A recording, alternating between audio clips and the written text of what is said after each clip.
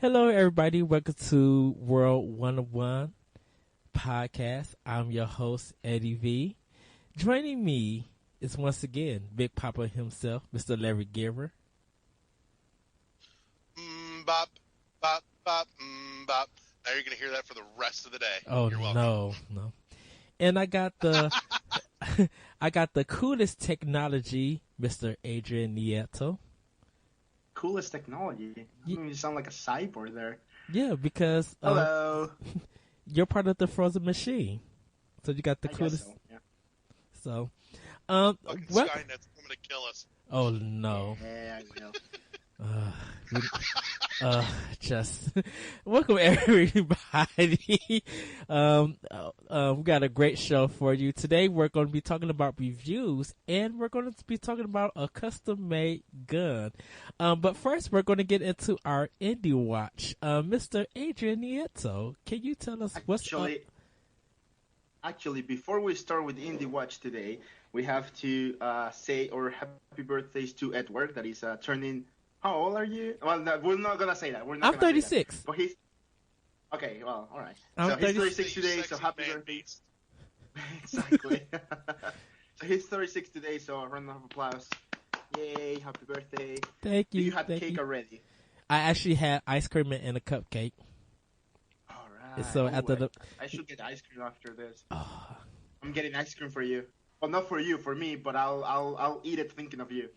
And I just want good chocolate cherry double dipped ice cream. Or cherry double dipped cherry chocolate ice cream. That's what I want. Sounds hardcore.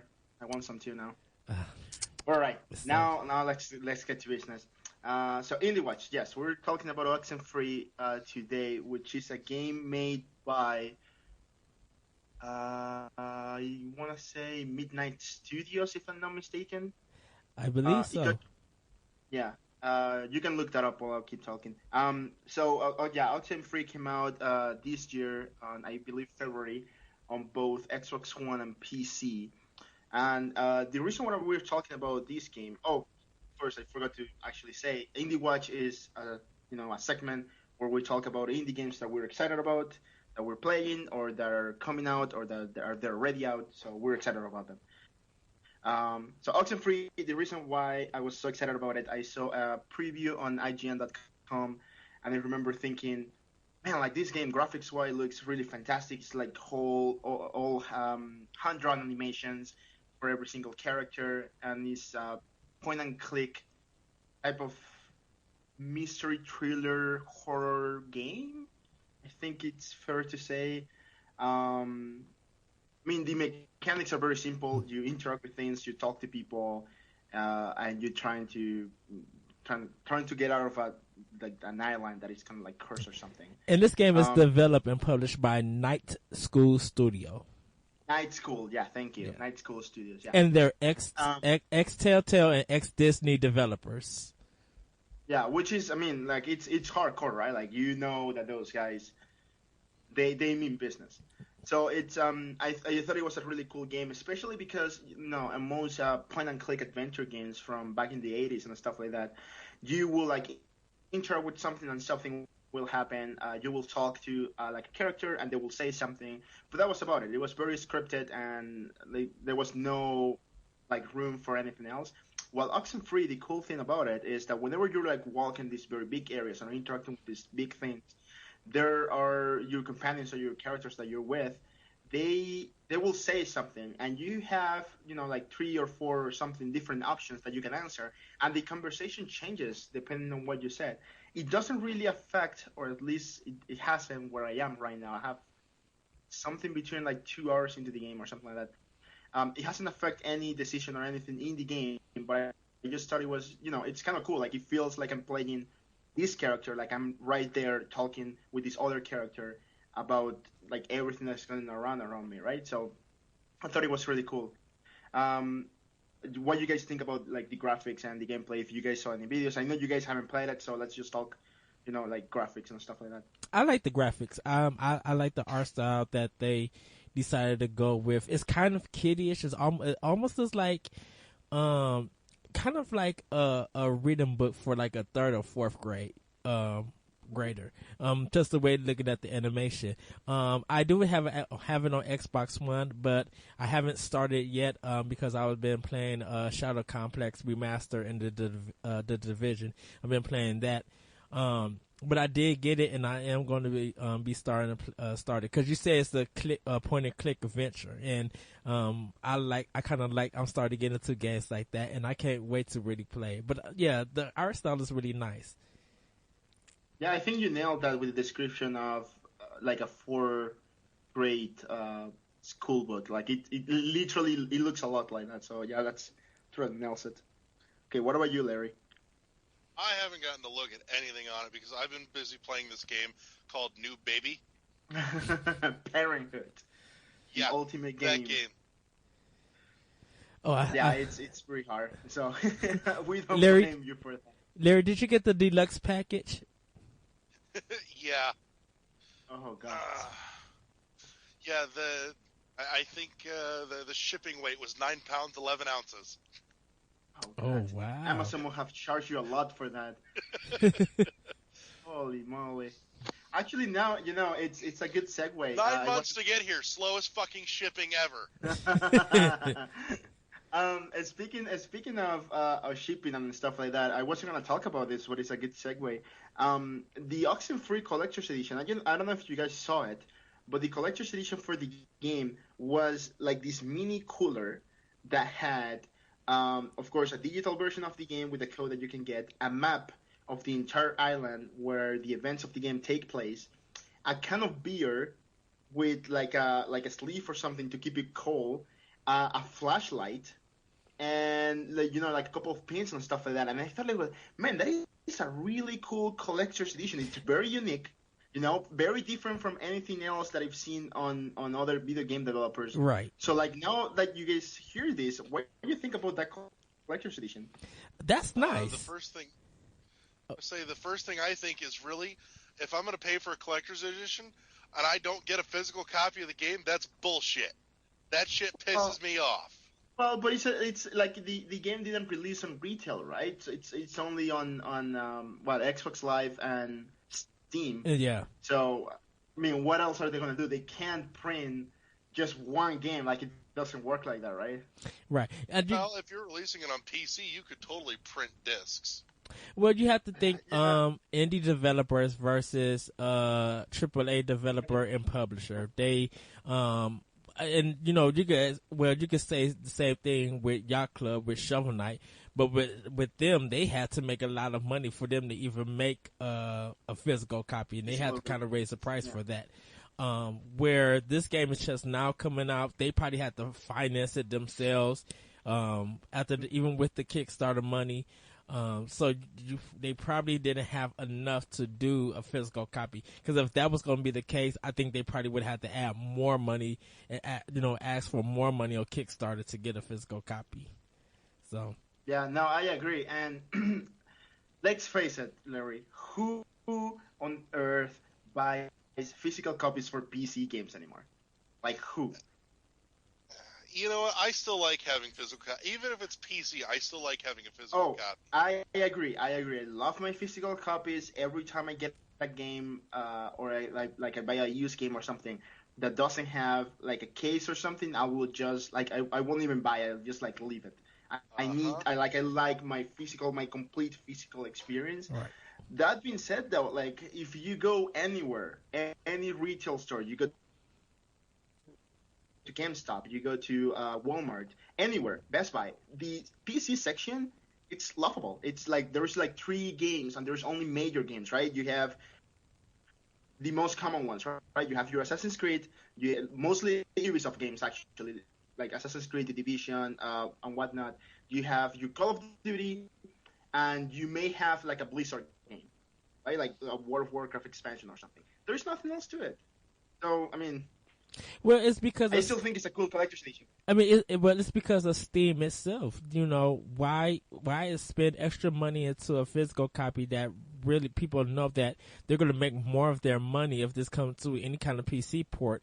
Might as well make it digitally, and might as well make it put it on the Steam platform, because Steam is a really big platform for a lot of PC players. So not only are companies saving money, they don't have to worry about the used game market for that matter. Yeah, that's very true. I mean, it will be very bad for a small indie developer group that they print this collector's edition with a physical release of the PC game, and then they have, oh, we only sold like 3. Now we have like 100 something stuck with us, right? So like it wouldn't be good for their business. So I'm okay with no really. I'm okay with them not releasing like a very big physical release. I'm just happy that the collector's edition is so unique. Considering how generic collector's edition are from other games, I think that's cool. Oh yes. Guess what we'll give you? A T-shirt and the soundtrack, and that's it. And this is for $100? Really? No. Yeah, or like you'll have like a weird generic statue, and it's like, well, I don't care about this. Like, I can put more crap on my apartment. Right. But like this collector's edition, right? Like you have a mini cooler, like I can take that to the beach. Now that I go to the beach, you can drink your beer, and that's cool. You can take your flashlight and use it. I don't know. I think it's really rad. I give them credit for putting something nifty out. Like I said, I'm just, if I'm going to pay that kind of money for something, I still want a physical copy of the actual game itself, even if it's on PC. And yes, I know PC physical copy went out the window as soon as Steam hit the fucking door. Very much, yes. That's not to say that there hasn't been some good things that came about from it, because then, not only did we get Steam, but, even better came along good old games, which, yay, I love good old games. I really do, because they've got some of my favorite old fucking PC games on there. And I know, it's fantastic. Not only that, too, but unlike Steam, it's DRM free. I can sit there and download as many copies of this game as I want if I really want to be an asshole and just give them out to friends. Like, play this shit here. Well, the thing with DMR free, yeah, you can give it to a friend, but like I would like to believe that whoever you're giving it to, they will like give the game a chance, right? Like they will play and say like, "Hey, this game was actually really good. I'm gonna buy it for myself," and then they'll download their own copy. Yeah, that was Indie Wedge. It's almost the equivalent of having a physical copy that I could hand to somebody and say, "Here, try this." Actually, I think Oxenfree is on Good Old Games. If not, I believe you can buy a DMR free version on their website. So. There you go. Yeah, or just buy the Xbox One version if you prefer to play it on console. I don't know if they started their cross remote or cross play with Windows and Xbox One. Like if you buy it on Xbox One, you can play it on your PC. I don't know if they started that yet.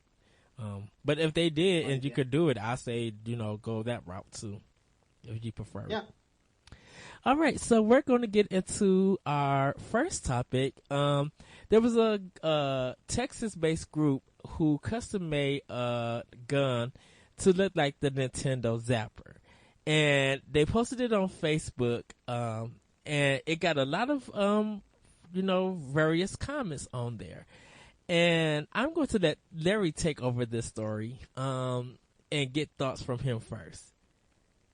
All right. For one, that is a sexy fucking gun, and I want one. Somebody get it for me. I want it. Whoever in the hell did this did a beautiful job just detailing the hell out of it. Now, from there, Yahoo posted an article talking about this, and they're like, well, this is why police officers, have to make split-second decisions. Is it a real gun? Is it a toy? I'm sitting here thinking, first of all, anybody who has the money to afford this is not going to end up in the hands of a child.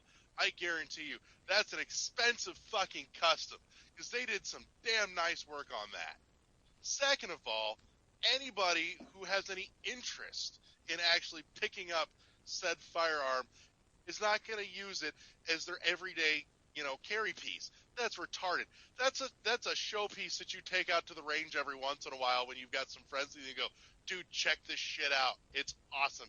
You pull it out, you put off a couple clips through it, and you put it away again because you go, that's neat and it looks really fucking cool on my shelf, and that's it. You know, I'm sorry. There is no way in hell that the issue of toy guns and real guns looking like fake guns need to come up with this. This is fucking retarded. But that being said, it's really fucking sexy. I want one. Somebody send me that. And this was designed by Precision Syndicate, I think LLC, and they're mostly like a prototype company, and someone there just custom made this. One of the comments that was put on here, as Larry was talking about, cops making decisions. One of the commenters put this, and I'm reading it just like it's read, without really no kind of worthless craps for making this. Not only would a child have a hard enough time telling the diff if it's real or fake image, all the law enforcement that now might second guess it and lose their life and others around. That's dumb. Yeah, without correct English posted to it. I think it looks really nice, and it's not a real gun. It's not a real gun. I mean, it's just saying it's a prototype. I mean, it's a real gun, but the way that it looks like they probably could put more detail. But it's just an idea of how a custom gun would look like as doing the Nintendo Zapper. They got the color scheme down, just straight down. They don't have the cling cling. I wish they kind of did have that. But yeah, they also posted a story about the 12-year-old last year who was killed to death by the police because they thought he had a real gun, but the kid had a toy gun. At my job, I actually get a lot of customers asking us why we don't sell real life looking guns because they need it for a play or something. Well, toy guns like that have been banned from toy stores. They can't sell them no more. You actually have to get a Nerf gun, and the Nerf gun has to be designed really kind of weird and wacky. It cannot look like a real gun. Yeah. Yeah, and it's a problem where people, uneducated people, think like a custom gun like this can possibly be mistaken with the plastic 30-something-year-old zapper. Like, that's just stupid, really. I mean, the zapper is longer, it's thinner. First of all, it's made of plastic, so it doesn't emit the same glow than the Glock. Because I think it's a Glock, if I'm not mistaken. Yeah, the model it's a of the Glock. Gun. It's a Glock. Yeah, exactly. It's a second Glock. So yeah, like the Glock, it's bigger and like thicker as well, right? Like it looks like an actual gun. Right. While the zapper gun looks like something you pull up just using like the worst things in your house. Like, let's face it, the zapper gun is an amazing piece of device. It looks cheap as shit. And the thing, Damn it, I just cursed on my show. no, that's fine. And the thing about What the fuck that, are you cursing for? No, Larry, stop. well, the weird thing about it is just like how many kids know what the Nintendo Zapper even is or how it looks like, unless you probably played Smash Brothers or your parents or friends showed them that. A kid wouldn't know that. Like, what grown adult is going to leave a Glock that looks like the Zapper out in the open for a kid to show off or a kid to get to? In fact, you have to, I don't know if it's law or anything, but you have to buy a gun case to lock it. That's kind of required for you to even actually have one. Like, really? Like, okay, honey, we're going to... No, I think Larry nailed it when he said like this is a very nice looking modified gun that you just put on display. Like honestly, if it was me, if I was the one owning that gun, I wouldn't even take it to the range. Like if I did, I would just like show it and then put it back. Like, cause like I wouldn't want it to like spoil or anything, right? So, I mean I can understand people being afraid from stuff, but they need to be smart about what they're being afraid of. And think about it, like, if you shot somebody with the gun, do you get points? Like, do you Can you imagine that? like, oh my goodness, I just killed 6 people. I got 700 points and a bonus. Like, really? Yeah, Little it's 12-year-old Tommy on the playground. I shot Billy in the head. Where's he gonna respawn? yeah.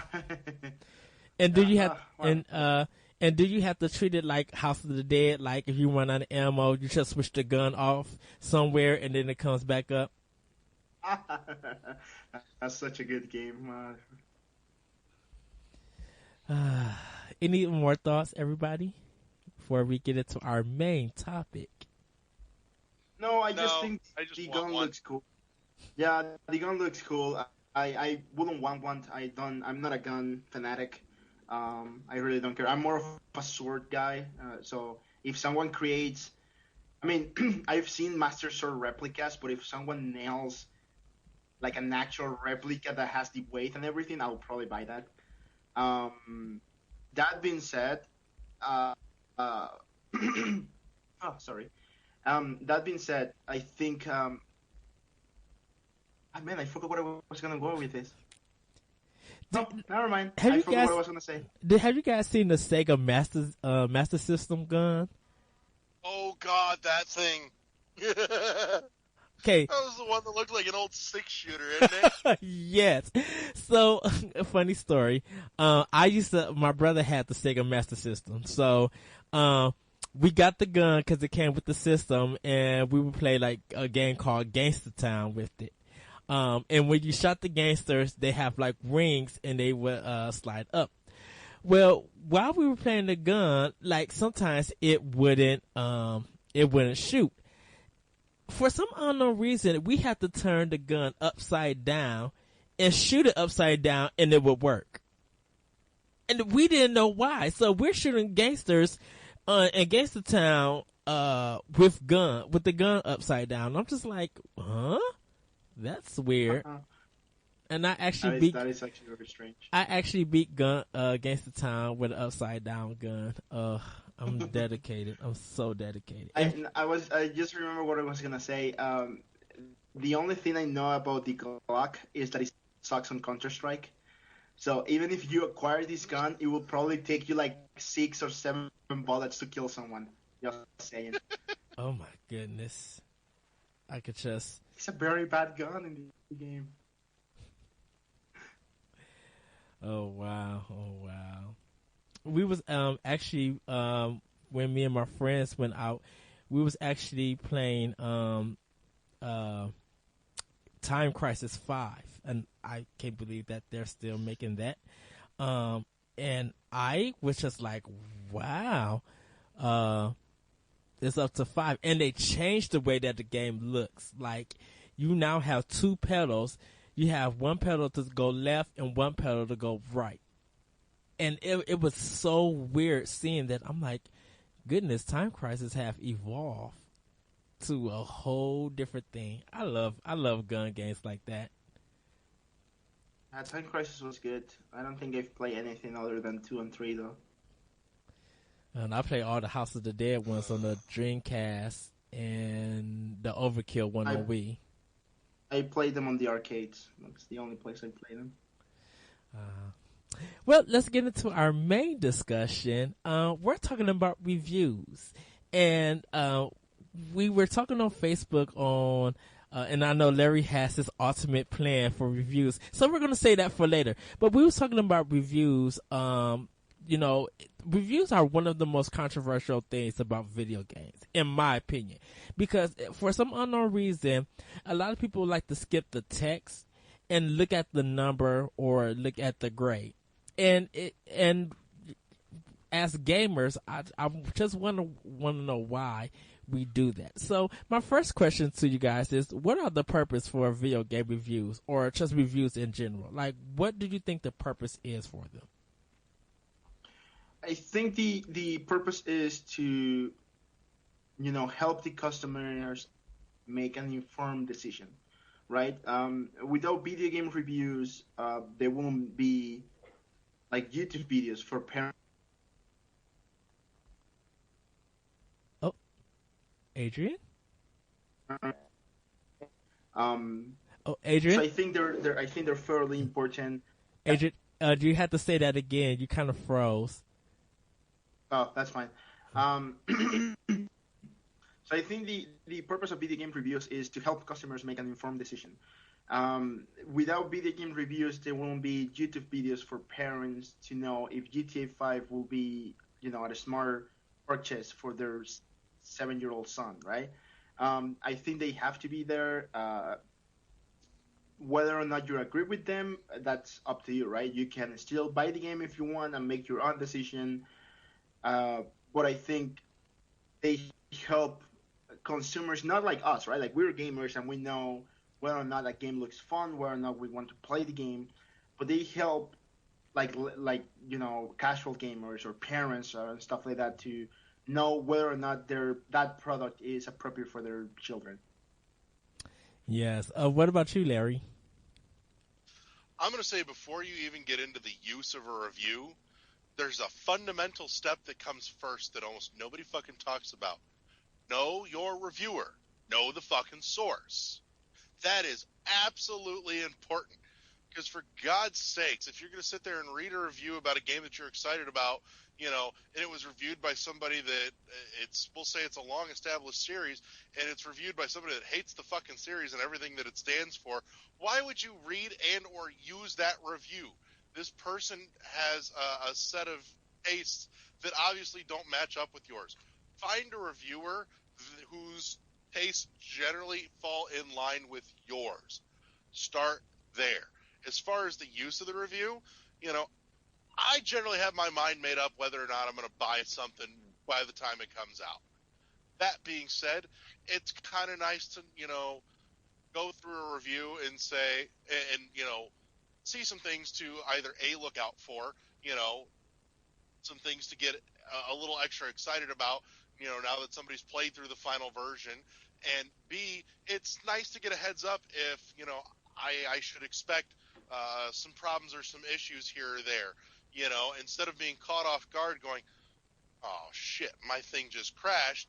It's nice to know if something's a little bit buggy, and then I kind of temper my expectations to go along with that. And at that point, my experience is not nearly as marred by it because I knew what I was walking into from the get-go. There are instances where I'll read a review and on something that I was looking forward to, and by the time it comes out and I read the review, I find out in the review that the game's completely butt-fucked broken, then I won't pick it up. That'll stop me. I'll go, well, I was excited, but shit's broke. I'll wait till it's $5 in a used bin somewhere, and then maybe I'll put myself through it just to get the experience. But if it's completely, broke-ass experience, then I'm not going to drop $40 to $60 on a new game for it, But if it's a case of, okay, I should expect a hiccup or two here or here, then it's nice to know that walking in. That helps me enjoy it a little bit better because I'm not caught off guard, when I've got that heads up. And I like how when reviewers, when they talk about the review, they say that even though a game might get a 10 or A+, it doesn't mean that the game is perfect. And I think there's some people in the community who wants a game to be completely perfect, where there's just a whole bunch of pros and have no cons. You're not going to have that. Definitely in the modern age of gaming now.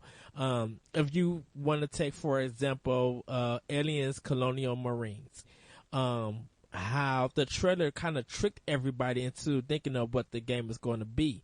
And then when the review actually came out, it came out when the game came out. So they was expecting people to go off what the trailer was and pick up the game and sell it without reading the review.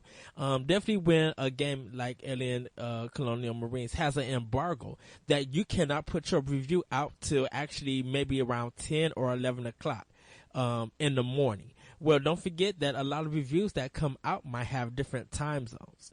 So you won't know anything. So all you could be based off of is the trailer that you see. And definitely for me, when it comes to like Nintendo, like I know I'm going to get a great product because of the games that they purchased in the past. Where something like Ubisoft, I'm definitely going to wait to the review because of their products not being good. Oh, Pikachu, Pika Pika. Um, so, why do you guys think the number system is so important in reviews? Um, like, why do people really skip the text? And even with your because your advice, Larry, is really good. Know who your reviewer is, and if they like that kind of genre or not. Why do you think the number game is like so important to reviews? Because people want justification. They want to feel, they want to feel that they're right. That they're excited about a game, and they just want somebody, to fucking agree with them. It's ridiculous, and frankly, and we'll get to it, but the number system, that 100-point or 10-point or 50-point or 5-point scale needs to go out the fucking window. I believe the number system is something you take with you when you're talking to your friends. Like, hey, I love this game, and it got, like a 10 or like a 9 or something, on IGN. You should totally check it out because, I mean, it must be a good game if they're giving it like a high review, and I like it, right? So, some people are moved by the number. I don't think I am. For example, Paper Mario, Mario and Luigi Paper Game for the 3DS got like a very low score on many websites recently. But I was like, well, you know what? Whatever. I don't really care about the number. Like I played the game, I had fun, and even though I agree with some of the points they say, I still think the game is worth checking. Um, so yeah, like I'm not one that cares for the number. I care more about like the experience. If I see a review, if I read a review, and just like Larry said, it's like buggy or broken, then that made me not want to get the game. But if what you're saying is like, oh, it's too short, that matter. Why is that important? How much money did I pay? Like, did I pay $60 and it's like a 3 hour game? Well, maybe that may be a little too much. But did I had a good experience? Like, did I enjoy my time those 3 hours for $60?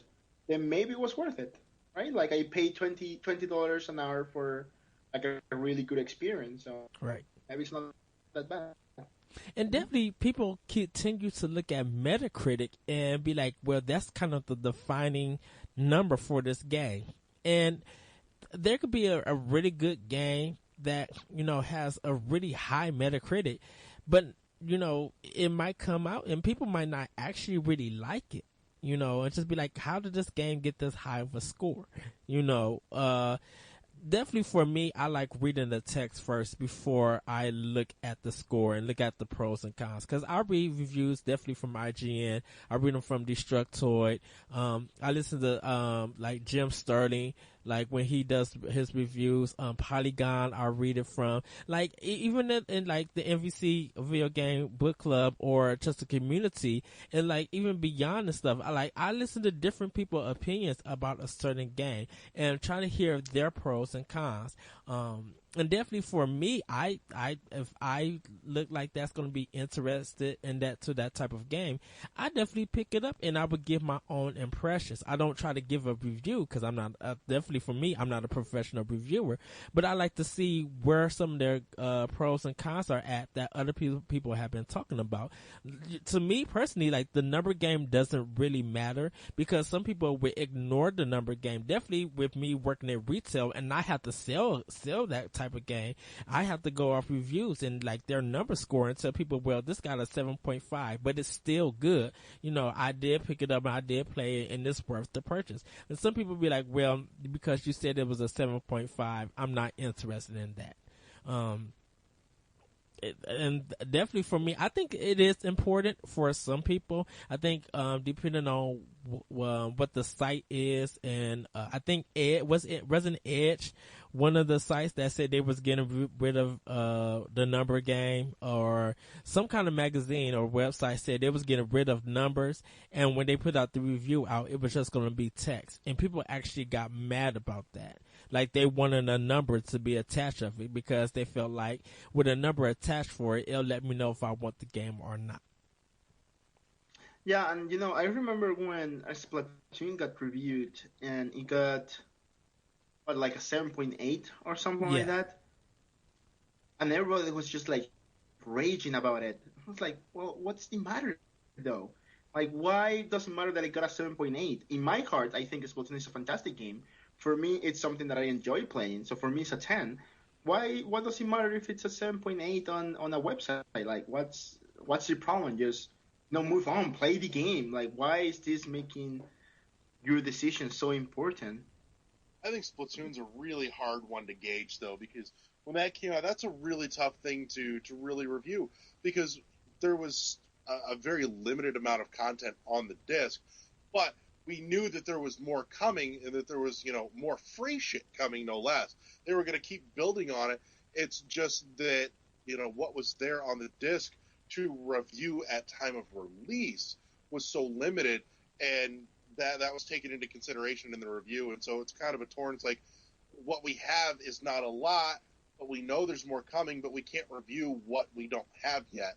And as a result, it's one of the very few cases where IGN turned around, almost 6-8 months later and re-reviewed it when the bulk of all the content had actually come out finally. Right.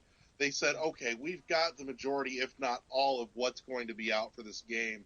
And it significantly changed the landscape of that game itself, including, the modes that they added, as well as the maps and the weapons and everything else that they added into that. And that really did merit a re-review. And they addressed it, and they did it. Yeah, and definitely with to me personally, when the demo came out for the tester online, and people were actually able to get in, I think that kind of sold people where they didn't even need to care what the number was for the review. People were just like, "Wow, I'm having like tons of fun of this. I really want this game." Like people were trying to master the demo of the game, and they wish that they kept it longer. Yeah, I mean, I was on the boat of please do not re-review this game. They did it anyway, and people were still mad that they didn't get like a higher number. That's when I get mad about stuff, right? It's like, well, it's whatever, man. Just move on already. Yeah, well, it got to be reviewed. I bought it on day one. I had to have it because when I tried to actually I was just like, I don't want to play the demo. I just want the game right now because I would rather have, be able to play all of my friends to keep playing without worrying about the online having problems or anything like that. It's good that they did the demo to test it and get things together, and they got it together and just going online and having fun with friends for hours upon hours. Like that was what I cared about.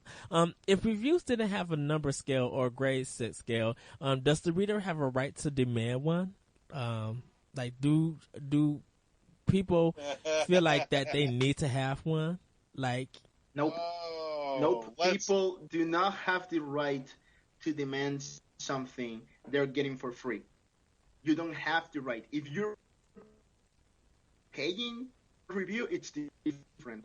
But you're going to a website that you're accessing for free, and you're reading the review for free. So you don't have any right to demand your review to have a number.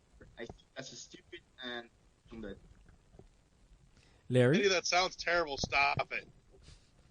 Yeah, that sounds terrible. That sound is awful. I'm going to reach through the microphone and cut you. Knock it off. Who? We're moving all the shit around. Oh.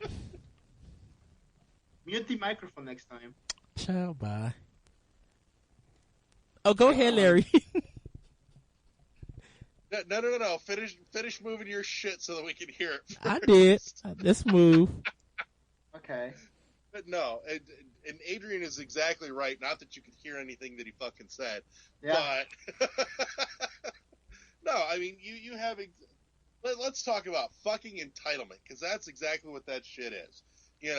People bitch when there's not a number because that means they have to read something, and reading's hard.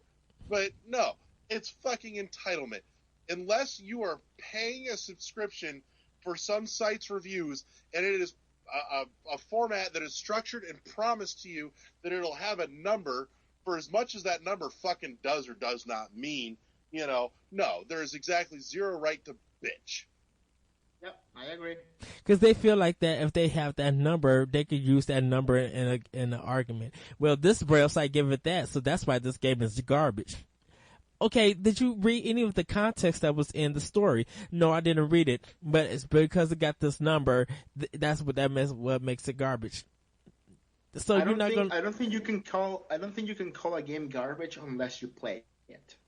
If you play the game and you have the experience of it being garbage, then cool, you were right. The game was garbage. But if you like read a review and the reviewer said, "Oh, this game is awful," and then you go around saying the game is awful, then you're stupid and you don't deserve reviews anymore.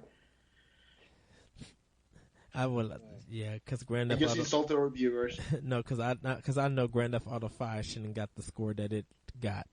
But I'll leave that to another day. Why is word of mouth taken as the use to buy something over the professional reviews on sites and magazines? Like, why is it that if a person say, well, this game is good or this game is good, you should buy it? Why is that taken as more important over a professional review? For the Well, same you know, oh, sorry. Well, I guess I'll go ahead now that I'm talking. I think it's more personal, right? In my case, for example, I have a very strict and detailed, like video game taste that doesn't go with everything. For example, like I can't give you a formal opinion on first-person shooters or like racing games or sports games for that matter, right? So if you ask me like, hey, should I buy the latest NHL 17? I'll be like, honestly, dude, like I don't know. I haven't played one since like 2003, so I don't know how much the games have changed or anything. They look kind of identical in my opinion, but you may want to check more out of it before you buy it. But if you come to me and you say like, "Hey, Adrian, like, what about Shovel Knight?" Hey, my man, we're gonna talk business now, right? So it's very different, and I have many friends and with very different tastes all over the place, and I trust their judgment sometimes. I normally give them one chance. If you suggest something to me and I like it, then I'll continue liking your taste. But as soon as you suggest something that I didn't enjoy, that's it. You're out of the race. I'll never trust your opinion again. I don't care what you say. And it's basically it, right? That it's a personal touch that you're putting on the game, right? Like how many people have I not told about Shovel Knight? I've gotten at least that I know. We did about 10 minutes in episode 3 about Shovel Knight alone. Yeah, exactly, right? So like I got I think like 5 or 6 people into Shovel Knight just by talking about it, right? Just by saying like, hey, you should play this game. It's awesome because of this and this and that. So go and buy it right now. So that just shows you how a personal review can influence whether or not you buy a game. Larry? Yeah, and for me, the other thing too is that, and very much what I was saying earlier plays into this. Know your reviewer, and in this case, when it's word of mouth, you know your reviewer so much better because it's somebody that you know personally, and not just a personality or a logo on a website that's giving you the review. It's somebody that you know. You know what they play on a regular basis. You play fucking games with them. You know that somewhere there's a shared taste, or you know what the difference of opinion is. And on a side note, why are we talking about hockey? Because there hasn't been a relevant fucking hockey game since the Sega Genesis. Well, That's the last time a hockey game was good. Was that I Wayne live in Gretzky? Canada. It No. was the first sport that came to my mind. That is true. You guys are known for some good hockey in Canada. Yeah, there you go. My friend was actually in Canada. He got to see one of the games in Toronto. I don't know what team it was, but he got to go see it. I've been meaning to go to a hockey game. I hope I can either this year or next. I would really like to see a hockey game live. Is it Wayne Gretzky for the Sega Genesis, or NHL, or the EA one? I think Gretzky was on Genesis way back in the day. And Adrian, if you ever come down and visit, we'll take you over to the Compton Ice Arena over at Notre Dame for a hockey game. Sure, I'm down for that. I'm thinking, yeah. We're a stone's throw from Notre Dame campus, so we'll take it. Nice. I think that with the word of mouth, you just, like you guys said, you know this person very well, you know they taste, and so you take it. I think sometimes for me, word of mouth is not good enough. Because definitely when I'm selling a game and telling a person about it, and I give them like the full stuff that they love, they be like, "No, because the game got too much reading, so I'm not gonna get it." Like, why even ask me about my opinion about a game if I'm giving you the stuff that you like, that fits your taste, and you just, throw it over your head and just be like, "I'm not gonna take it anyway." But you asked for the question about the game. Like, why would you even ask? So definitely for me, unless you're interested, unless that's your taste in your own personal library, don't ask me if it's good or not. Because my thing is to be like, I'll say that it's good. I'll give you what it is, and if you don't take it, then you're a person that just be like, you know what? Don't even ask me. Read the review, rent the game, and see for yourself. Or go online and play the demo. Like, download the demo if they have it. That's my thing. Speaking of demos, actually, sorry, just a quick segue. Speaking of demos, but man, like, more games need demos. Like, there is not enough demos for games anymore. I mean, yes, you can play the beta right now, right? But that's just for like a multiplayer aspect of the game, right? Like, no, give me a demo of the single player content. Let me know how the game is and how the game feels, so I can know whether or not I'm gonna like it. I actually think demos are more important than a number or a review or anything, because if you play the demo, you can play a demo for like half an hour, an hour, or something like that, and then you can say like, hey, I was very much into this. I wanna play some more, right? So more demos out there, please. Well, with demos, they want to sell the game on the multiplayer. They don't want to sell it on the single player because they know that single player is not strong. Well, then I don't want to buy a game on the multiplayer. I want to buy it on the single player. Yeah, and a lot of people want that. A lot of people be like, you cannot sell me a game on multiplayer alone. Because once you cut the servers, what do I have? Yeah. That's true. And that gets questionable to me. At least give me 2 levels of a single player game, or even just give me 2 levels that you created with that idea of what the game is going to be about, with its gameplay mechanics. Give me that kind of idea, so I could be like, okay, if you guys are in the right path. If this is going to be in the actual game, in the single player, I'm down for it. I'm cool with that. But if I gotta reserve a game to get a demo, no, that's not about to happen. Yeah, no, I don't agree on those either. So, see, I miss the heyday of like the 360, because every game coming out had a fucking demo on Xbox Live, and now that shit's all gone. It used to be, it didn't matter if it was a live arcade game or if it was a full retail game. Everything coming out had a demo. I could try anything, and it was great. And they even announced that over here, the demo's available. Go and try the demo. Now, Nintendo. That's a company that's confident in their product. Yeah, exactly. I mean, if you're not putting a good product out there, or if you're scared that a demo is gonna drive away customers, then why are you putting this game out at all? What's the point, right? Because they think that they could, like I said, they think they could sell you on multiplayer. And I'm like, sometimes that multiplayer is not enough. And sometimes multiplayer is not the factor that's doing it.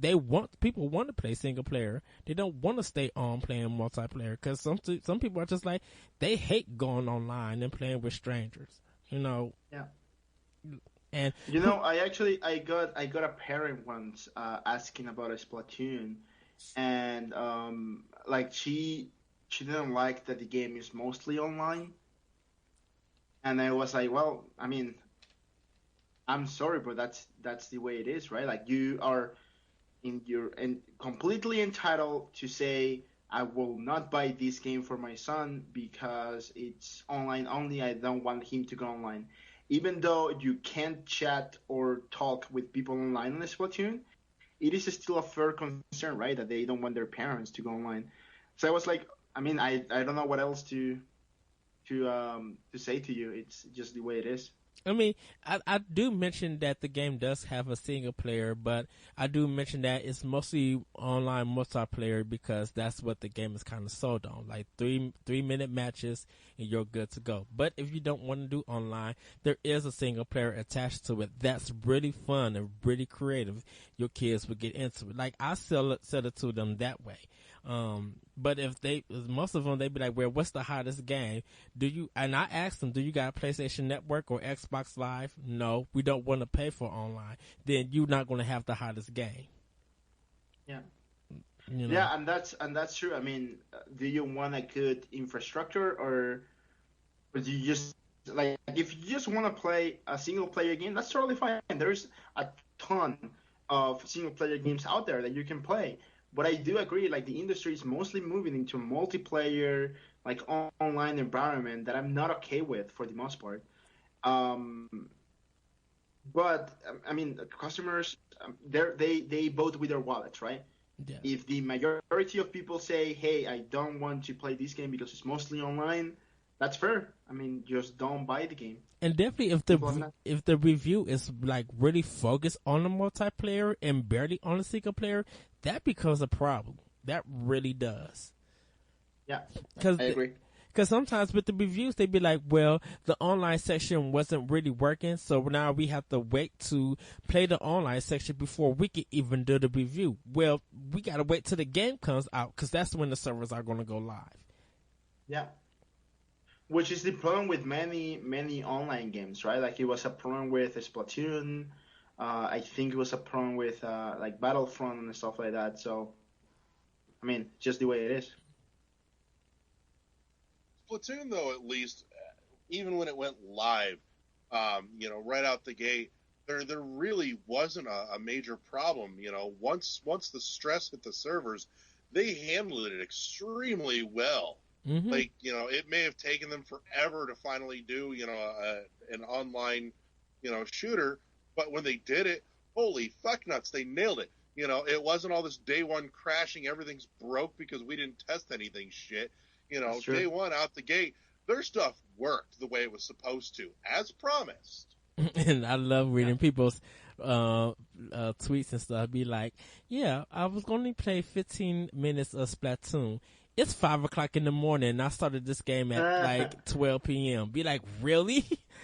Yes, Splatoon is great. Can a review cause controversy, or do the readers' community cause it?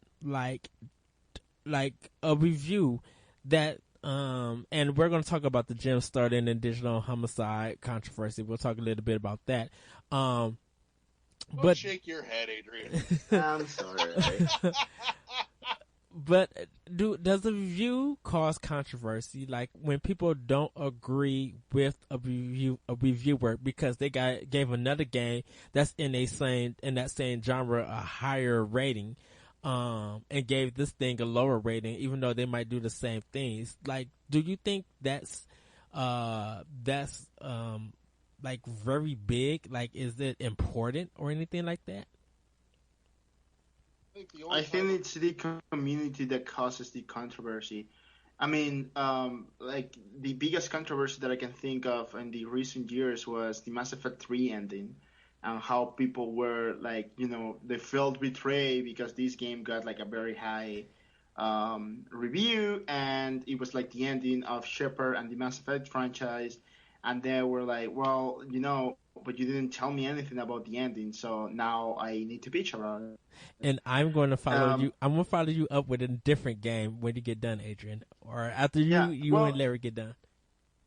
Well, it was just it, right? Like it was. I remember that, and I remember a lot of people talking about it, and it was like, you know what? I haven't gotten to the end of Mass Effect 3, so I'm not gonna see anything about it. And I finished the game, and I remember when I finished Mass Effect 3, it was 4 in the morning. Sun was rising here. It was, like a warm summer day, And I remember, like, I had my window open and everything, and I finished the game, and I was just like sitting there on my chair, like, holy moly, like, what on earth did just happen? And I remember, like, I had to lay down and I just really think what the events of the game, right? And then I went online and started reading the controversy, and I was like, really? You just, can't believe people are looking for a reason to complain about this game. And I was like, this is a case where the community creates the controversy. It has nothing to do with the review. And I just moved on after that. Larry?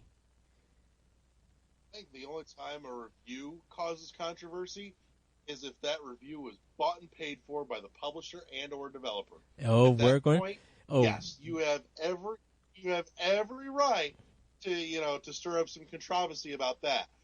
Any other controversy, that shit all comes from the readership, the viewership, the listenership, wherever you're getting your reviews.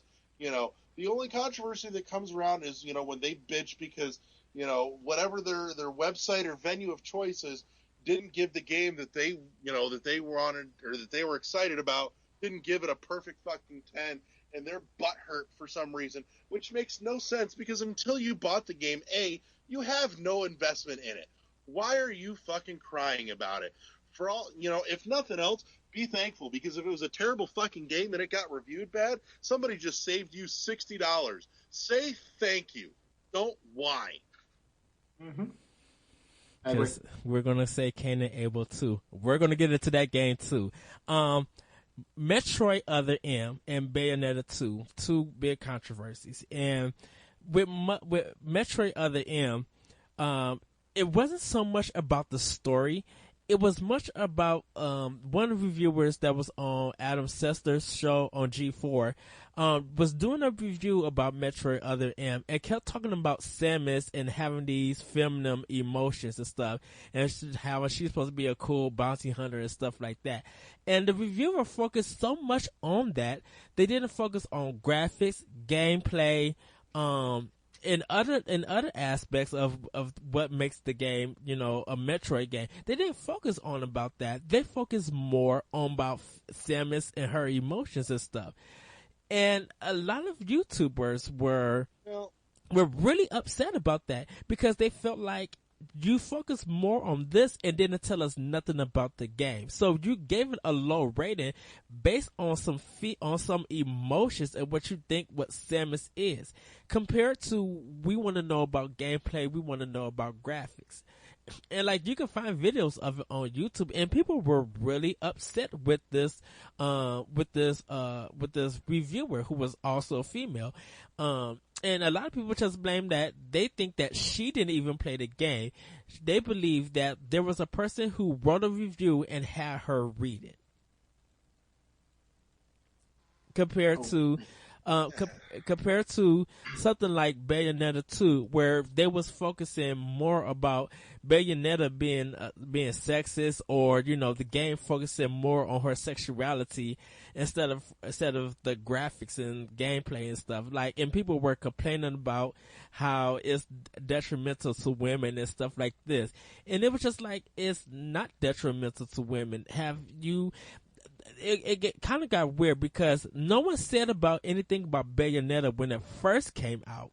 If you want any controversy about the first game, it ran worse on PS3 and fine on Xbox 360. So why that now that the game came out on Wii U, Bayonetta 2, you focusing more on her movements and thinking it's too sexual? And you think that the review should be about other things else? Because there's a lot of reviewers, definitely Polygon, people were really mad about that one, that they focused more about Bayonetta being too over sexualized instead of focusing on the game itself, like the graphics, gameplay, story, the comedy, like different things. Where I believe like IGN gave it a fair score, and which is and focus more on the gameplay and the graphics and things like that. And like kind of like the total package and stuff. And I respect both reviewers. I have no problem with the reviewers. But the controversy of that was focusing on things that really didn't matter. Like, no one was really trying to talk about it, but it got brought up and it forced people to talk about it. I've been shown something, and I can't I'm say gonna what jump it through is. this mic, and I'm gonna cut you, Adrian. I'm not going to say. Sorry. I was shown something where we were shown something, and we cannot talk about it. We're under a fake embargo, so we're not going to say anything about it. No. You and I aren't under any embargo. That's just me. Well, I'm trusting you guys. So we're not going to That say was your mistake. we're not going to say anything what we saw. You just have to Well, wait. it's cool. But like I have 0 words to say about anything. I will guard your secret with my life. I'm going trying to get back on topic.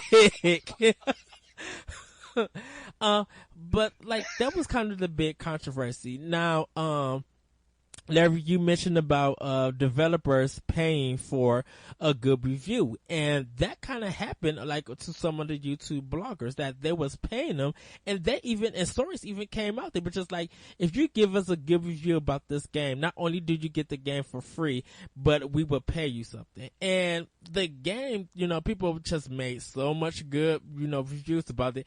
And a certain game came out and it was garbage or it was average. Like people were just like, why? Why would you, as a developer or a publisher, do that?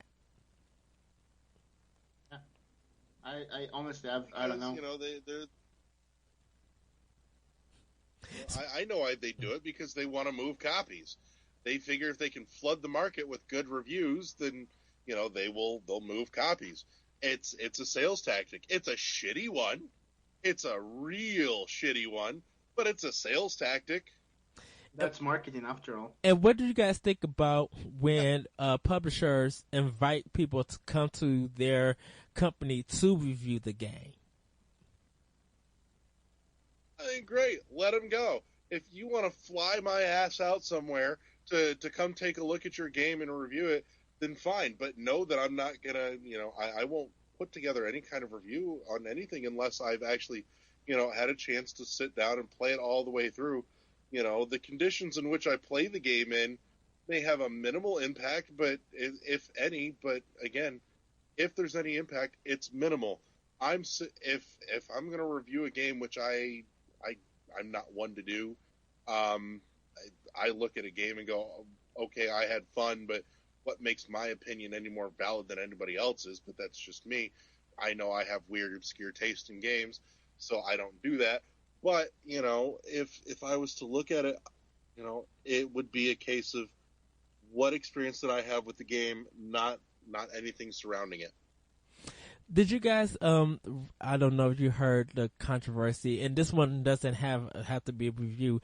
It was a Guitar Hero preview that some guy was writing for Polygon, and he talked about how uninterested he was into the game. He was just really there for the drinks.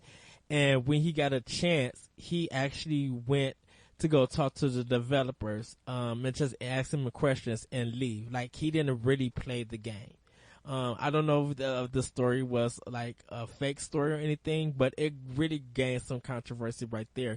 Just like, why would you send a person who's not into musical games like that and was just there for drinks, and why would you allow him to publish? Why would you, as a website, allow you to publish something like that? That was their bad call as a website, and managing their writing staff. That was their stupid call. I won't fault the guy if the boss says, "Hey, go do this thing," and you just look at it and go, I have exactly zero interest in this, but sure, there's booze. Fuck it. Somebody in the, in management there made a terrible fucking call, and that's on their shoulders, not the guy who went there. I mean, it's a job, right? So if you're told to do something, you gotta do it. You may not like it, but you just gotta do it. Yeah, I don't know how I feel about those kind of events. I'm one that is very secretive about their work. Like whenever I'm working, even at my office, right? Like I have my computer just in the right angle so nobody can see what I'm doing. That's just the type of person I am. So if someone flies me somewhere to do a review on site, I will say like, well, I mean, I'll do it if I'm legally binded to do so, but I probably won't like it, and I'll probably won't even do like a full review until I'm back to my office and do it there. How did you guys think about and we're gonna move after this question. What did you guys think about IGN when they did the Destiny review, when they were showing the game, like kind of streaming it, and then when they finally got to the end and beat it, they wrote up the review and like delivered it after I think after the game came out or something like that. And it got like sixes. It's like I think it got like a 6.0 or 6.8. Like it looked like what they wrote for it and what they were streaming looked good and they kind of sounded hype. But then after when the review finally came out, they just said it was like average. Like, do you guys think that reviews should be done in that way or anything? I don't know. I think reviews should be done however the company decides them to do it, right? For example, Bobby Pauls of the Geek Guru, right? He started doing not like reviews, more of like seal of approvals to games, Mm-hmm. and I kind of like that. He just he plays the game and he basically tells us like, hey, whether or not he likes it, and I think that's fantastic. It's really good. It's very to the point. He explain the thing he likes or the things he didn't like, and then he gives a seal of approval or not to the game. Very easy and very straightforward. So, What about you, Larry? I didn't follow any of the Destiny stuff because honestly, I had exactly zero interest in Destiny. I looked at it and went, "Oh, look, online shooter thing. Don't care. Click off."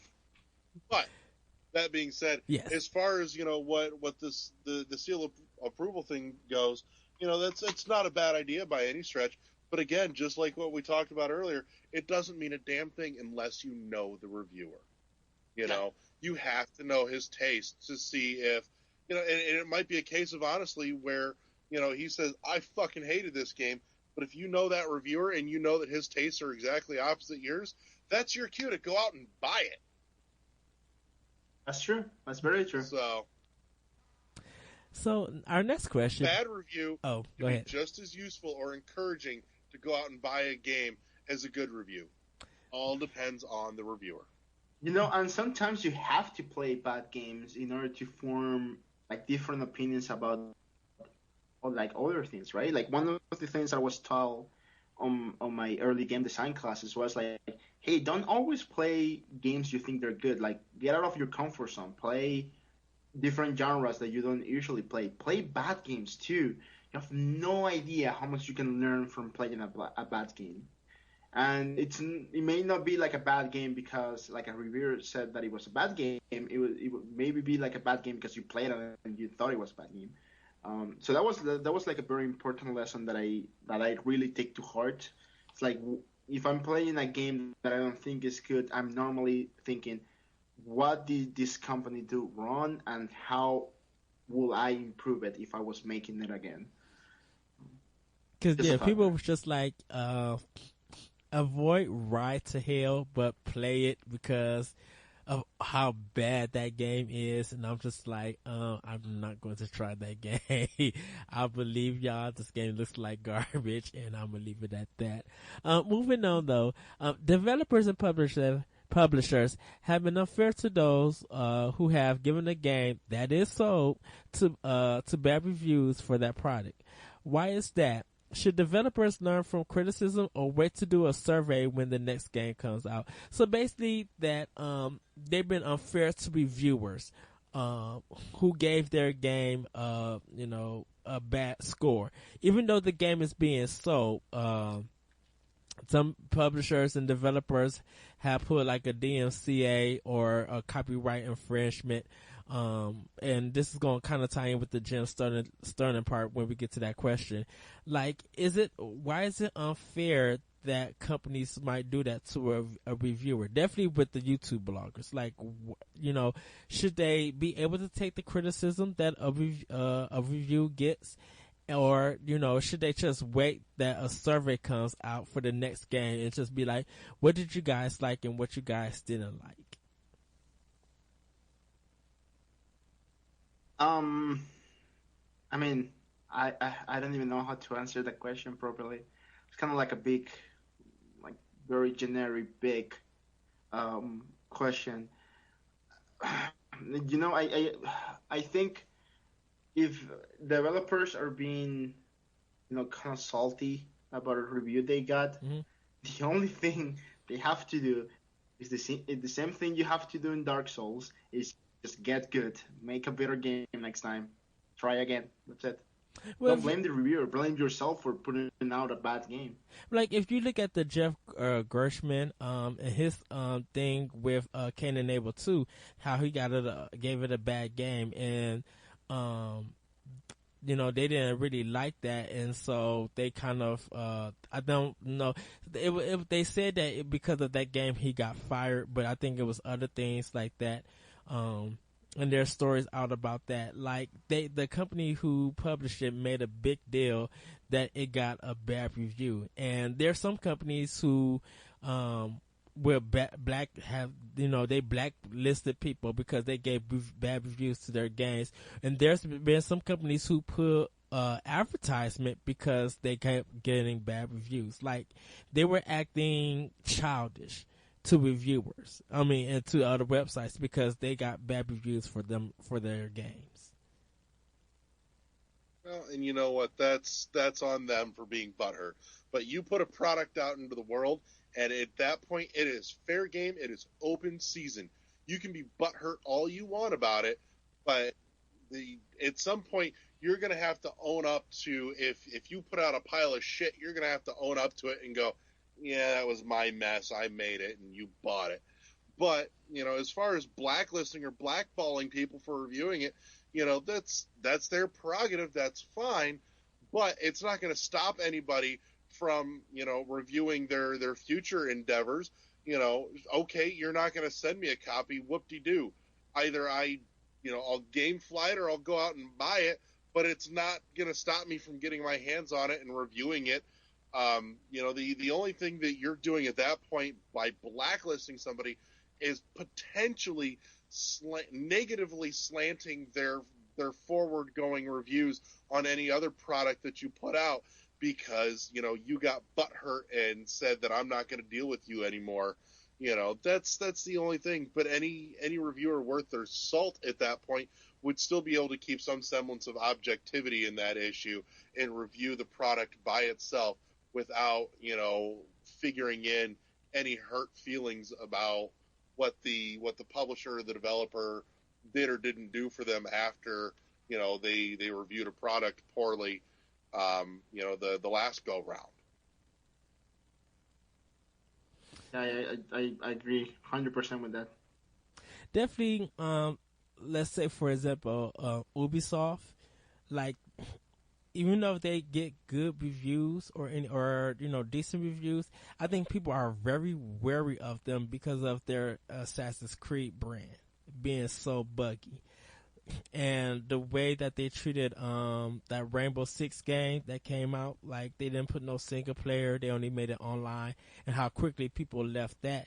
Like Ubisoft is one of the companies that a lot of people they'll wait till reviews now come out. Where someone like Gearbox, definitely with Randy Pitchford, people being mad at him still because of the Sega Colonial Marines situation. Like people are kind of now worried about Randy Pitchford even touching games that Gearbox released. Like they love Borderlands, but now because of they find out that Randy Pitchford touches it, they're going to be very cautious of playing it because of all the controversy that's surrounded with it.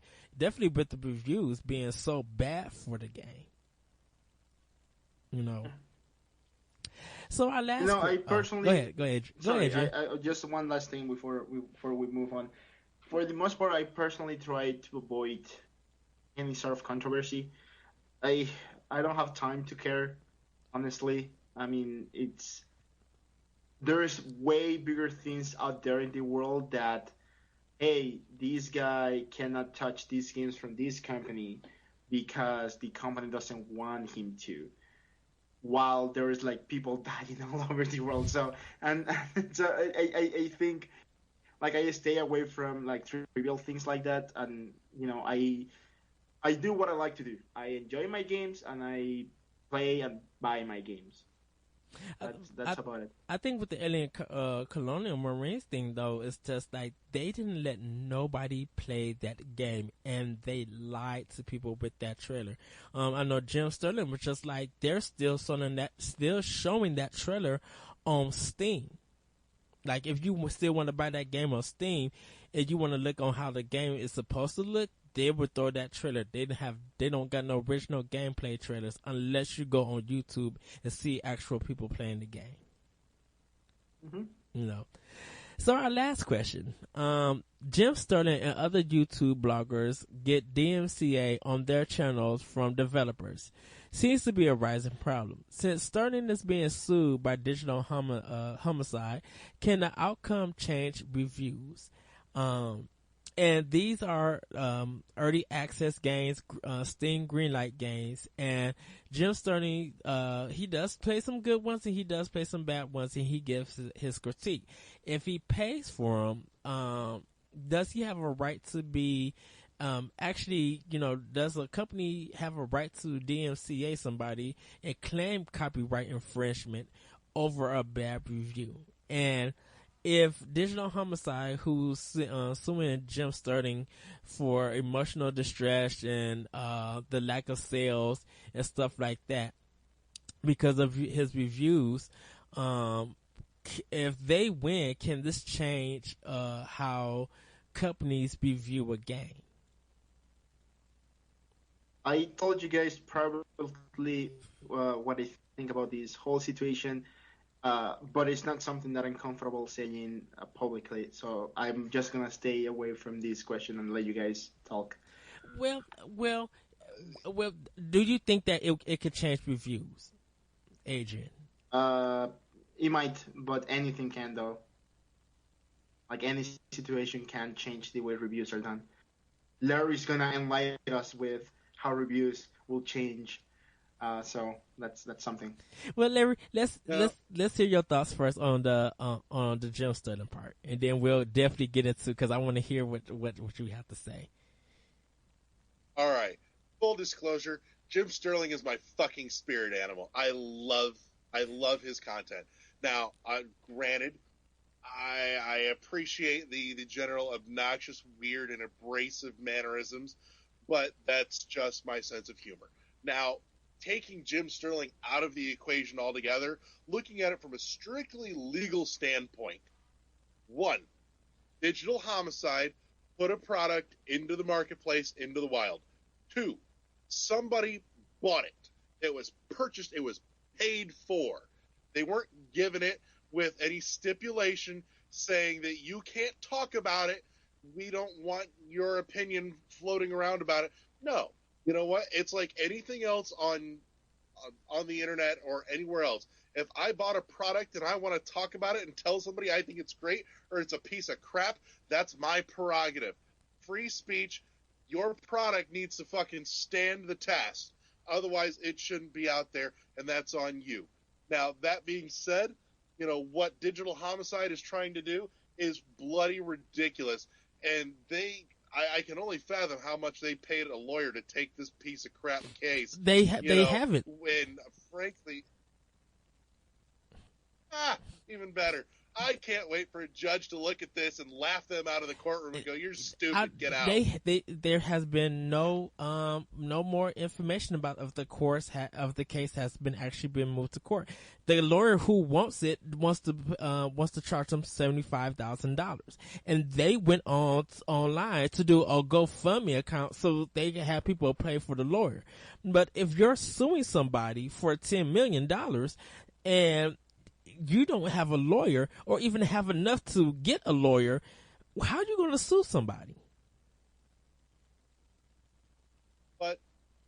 in addition, the only possible leg that Digital Homicide has to stand on is this. If this shit is up on YouTube and he's using footage from Digital Homicide's games, that's the only leg that they could possibly have to stand on, because they can go, you didn't have permission to use footage of our shit. That's copyright infringement. Anything else is out the window. Actually, if that was in it's print not. or if that was in audio. Actually, it's not. When fair use is criticism is covered under fair use, because he's using it to give his opinion, to not really saying that not really to downplay the gamer stuff. And definitely if they're making allegations about Jim Sterling ruining their product, and the product is unplayable, Jim Sterling has the right to do that because he brought the product. Now, with Digital Homicide, even if he brought the product, they're supposed to be going back to those games and fixing them to make it better. That's what Steam Greenlight is. It's to show you, give you an idea of what the game is. If it's interested, the money that you get from people buying it is supposed to go towards developing more about that game. What Digital Homicide is doing is buying assets off of Unity, doing something together, and releasing it as a full game. Bugs, broken, and everything. Like, they're not going back to fix the game. Oh yeah, no, and there is now and always will be shady fucking developers out there that are hell bent on selling you garbage, and that's just the nature of the beast. We as intelligent gamers have over time, developed kind of that sixth sense, and where we can look at something and go, not with the 10-foot pole, but there's still plenty of other people, especially on mobile markets like iPhone and the Google Play Store, where there's all kinds of garbage out there. But at the very least, and I'm not saying it's okay, but you can at least mitigate the damage done, knowing that most of the crap that's out there that, the soccer moms are going to buy are maybe 99 cents or $1.99 on whatever marketplace you're buying it on your phone. And, that's not going to break the bank. It's not like paying 10, 15, 20 bucks or more for a game, that's supposed to be at least of mediocre quality, if not more so, and getting something that's a complete piece of garbage. Yeah. So, okay, so Larry's advice. This is Larry Vice Corner. How should reviews be done? The final reveal. How should they be done? All right. Plain and simple. Here's how you fix reviews and make them 100% more useful. The 10-point or whatever point scale any site uses, throw that shit out the window. Here's how you make a review stand the test of time. Replace it with a dollar amount. How much is that game worth? At what price point should that game be bought? Plain and simple. If you put out a $60 game and there's maybe 4 hours worth of content, there's a good chance it might not be worth $60. I might buy it for 20 or 30 bucks. I'll give that game a score of $20 or $30. And that tells me that, at 20 or 30 bucks, that game is totally worth your money. That's what's fucking important. Hold on. Coming from that though, I bought Shovel Knight for 15 bucks, but I will totally pay like 60 for it. How would that work though? Because I'm giving the game more of glowing review. If I got a game for 15 bucks that I'd have paid $60 for, I would happily I'd review it at $60, because plain and simple, I would have paid 60 bucks for it. It doesn't mean that I have to pay 60 bucks for it. It just means that I'm getting that much more value for my money. I'm gonna start doing that. It makes sense in every direction. I win the internet. I fixed video game reviews for everybody. You're all welcome. There you go. I'll be okay with that. I'm gonna start reviewing games You with the dollar amount You now. can't beat it. It's brilliant. I will fully toot my own horn on this. I know brilliance when it falls out of my mouth. So review a game with an actual dollar price point. Would you do it like about like a game that's? Would you say like it's worth the full price, or would you after that would you just be like it's worth like $40 is for something that's average, like a budget title game, and then something that's like really garbage, just they like look pay $5.99 at a bargain bin at GameStop or a garage sale. Like I said, every game is, it can very well be reviewed on its own merits. And again, it's just as important, even with this scale, it's just as important to know your reviewer, to know what they value, and take that in context with that review. But, if somebody out there, if their tastes fall exactly in line with me, and I review a game at $5.99, then yeah, I would tell that person, okay, your taste is the same as mine. You're probably not going to get $60 worth out of this game. Now, and if you happen to see it in a bargain bin somewhere for 5 cents. Hello? Oh. But, there's no losing with this. Plain and simple. So anyone who hasn't picked up unfettered brilliance. Anyone who hasn't picked up Grand Theft Auto 5, if it's on sale for $9.99, get it. There you go. See, for you, $10 would have been $10. You would have felt absolutely satisfied with your purchase. More than $10, you felt like you paid too much. If you paid less than $10, you felt like you got a great deal because you got more content and more value out of it than what you paid for it. Now, we didn't talk about DLC, and pretty much DLC doesn't really need to be reviewed. If they let you know what you're getting at the time before the game comes out, it'll be up to you if you want to buy it or not. I know there are people who do reviews for DLC, if it's worth the purchase or not. I just feel like something like that is kind of minor. Like, that one you could be like word of mouth if it's worth to get or not. Or just see, like you could hear like people give impressions of it, but it'll be up to you if you want the DLC or not. I think it depends on the DLC. Some DLC is just that. It's minor. It's little bitty, add-ons. Other DLC are huge chunks of game that you're adding on. Throw back to Borderlands. DLC that came out for Borderlands was each piece of DLC was a good sizable chunk of game. Yeah. There was good value add there, and at that point you've got a couple of options. You can either at that point revisit the final review score of, we'll say Borderlands came out at $60, and we'll say that adding in the DLC, did it add the $10 or $15 worth of value to that game? If so, yes, you add that into the score, or you can review the DLC independently and say, yes, this DLC is worth $15. If you catch it on a deal, on an online sale, for $10, then, that's where it's worth it.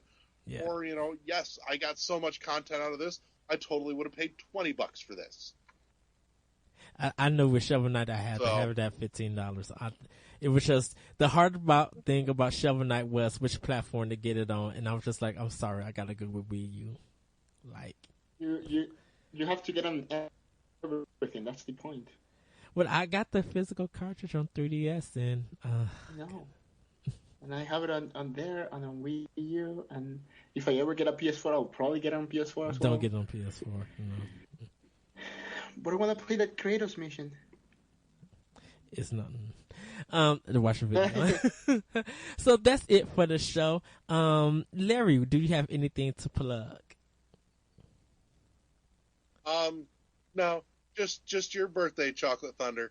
We just want to say happy birthday to you. Oh, thank you. Chocolate Thunder. That's how I'm going to start calling Edward from now on. Chocolate Thunder. Eddie V's out the window. Chocolate Thunder's in the house. Hello, everybody. Welcome to World Hot 1-1 fudge instead. Podcast. I'm your host, Chocolate Thunder. Oh, sound like a I was gonna stripper say, oh my name. god, my lag got so bad, it just What about- reverted to the beginning of the show somehow. What about hot fudge? Can we call you hot fudge instead? Hot Fudge. Oh no, that's a stripper name, Hot Fudge. Chocolate Thunder is a stripper name. No, Welcome Chocolate to Thunder's just Stripper awesome. Name Hot Fudge Podcast. is totally a stripper name. What'd you say, I'm your Adrian? host, Bad Canadian, and joining me is Hot Fudge. I don't have one for you, Larry. Sorry. I call him Big Red. There you go, Big Red. There you go. Big Red. Adrian, did you? Oh my goodness, this show. Adrian, did you have anything to plug? Yeah, just go to thefirstmachine.com. Check out the trailer for Tuna Cycle. We're working really hard on it. We just got a milestone a couple days ago, so that made me very excited. Basically, world high scores are done. I made them. They work, so you can submit your high score online and check it out to see where you stand on the top 48. That was really cool. It was a really good feeling when that came together nicely. We're working very hard on that. It's gonna come out soon. I don't have a date yet, but it's coming. Yay! So yeah, go to thefirstmachine.com. Follow us on Twitter, Instagram, Facebook, Tumblr, YouTube. Anywhere really. And yeah, just follow me. I'm Bojox. That's BOJOXC on Twitter. And yeah, if you want to talk, just hit me there. Is that all? Well, okay. We'll also go to the Facebook and check out the MVC Video Game Book Club, where we play Nintendo games for a month and then get together to talk about them. Of course, check my YouTube channel where those discussions are held. I'm working really hard on publishing all the episodes on iTunes. So hopefully that'll be coming soon. I'm looking just for a good service where to host it somewhere. So yeah, check that out. This month's game? We're playing Donkey Kong Country on Super Nintendo right now. I remember how much I like the music on that game. Yeah, the music is really good. I a couple days ago I played through the first aquatic level and I was like, oh man, like this game is so good in the music department. It's just a fantastic experience. So yeah, if you want to join, just Facebook that. You can find it there, and you can join and play Donkey Kong with us. Now that it's on the new Nintendo 3DS system, you can have it on the go, play wherever you are, or buy it on your Wii U or your Wii, or play on your Super Nintendo if you still have your copy, whatever. And if we want to hear more what you guys think about reviews, you can email the show at world11podcast@gmail.com. That's WORLD 11 podcast@gmail.com. For my plugs, I host another show called Optional Opinion that you guys can check out on SoundCloud and at the Anomalous Radio Network. Join us on the MVC Video Game Book Club. Just check up our past discussions on YouTube. I also do another show called The Deluded Geeks podcast at the Anomalous Radio Network, where I also co-host with some other guys, where we talk about movies, video games, comics, TV, just all things that's geeky and nerdy. So you guys can check that out. This month for my Optional Opinion feature, I'm doing a feature called, well, it ain't Mario, where I'm talking about B platforms. I am talking about Bubsy, but I'm not doing the hour show. The Legend of Zelda. I love Link. Yay. The rumors and stuff, I just want the reveal. I don't care about all the rumors for the Zelda U thing. That'll be a discussion for another day. But I'm doing that, coming at the end of this month. Oh, Pikachu. Can I tell you, I was thinking about Pikachu, like, in a nightcap and some pajamas, and it was just like, I kind of want a plushie with that. Like, Pikachu with a long nightcap hat. Like, I'm so nerdy. I don't know why. That's just That's me. fine, dude. But yeah, I'm talking about B-rated platforms like Punky Skunk, me, Tony, and Larry. Tony, who was our West Coast correspondent, he couldn't make it. We got talking about old PlayStation 1 games. Like very obscure and rare PlayStation 1 games. So if you guys know any, email us at world11podcast@gmail and talk and tell us about it. And like give us a list of what you guys think also. But that is the show.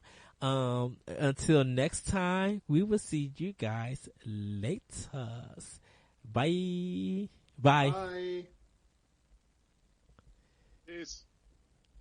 Peace.